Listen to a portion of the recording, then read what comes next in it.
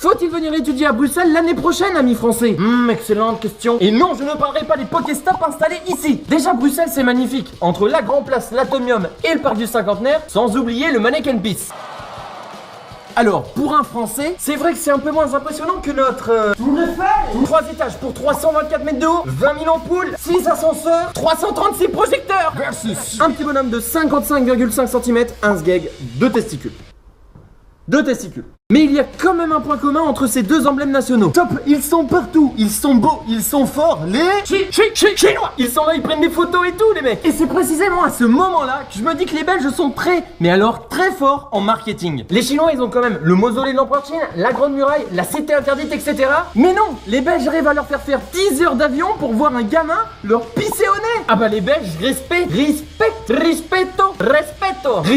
Ah oui, parce qu'à Bruxelles, on parle blindé de langues. Ah bah 165 nationalités, ils sont représentés 165. C'est simple, quand tu fais une photo Instagram avec des potes à Bruxelles, t'as l'impression que tu vas commencer à raconter une blague. Un Belge, un Chinois, un Finlandais et un Français sont à Bruxelles. Lequel ramène la jolie demoiselle? Ah bah j'espère que c'est le Chinois, je te rappelle qu'il a fait 10 heures d'avion.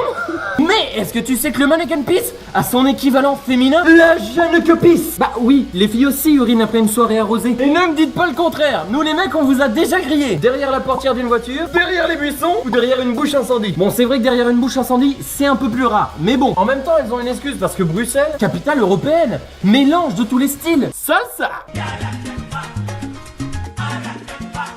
hard rock, années 90. Mais tu restes en Belgique, mon pote, et quand Jean Petit arrive, c'est le carnage et l'ambiance belge reprend le dessus.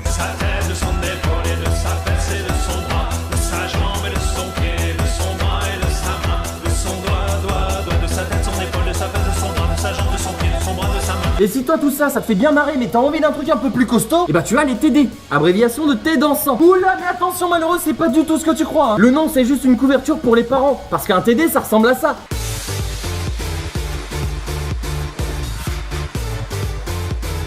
Et là en tant que français, t'as 2 réactions possibles. Soit tu convulses, soit t'as pas peur et t'es un peu naïf et t'y vas. Poula avant de vomir et de te retrouver complètement à poil.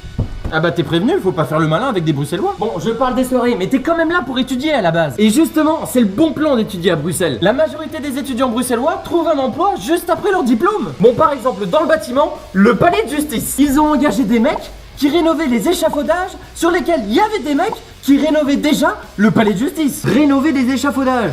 Ah, un concept bruxellois, mais ça crée de l'emploi. Ça crée de l'emploi. Je tiens à remercier les étudiants de Bruxelles qui m'ont fait découvrir cette ville magique. Pour la ville, je donne 9. Pour les Bruxellois, c'est encore un 9. Pour mon départ trop rapide, je donne un 2. Je pense qu'il va falloir me réinviter. Alors il paraît qu'il faut faire ça. Bruxelles, ville les mecs. Salut, salut.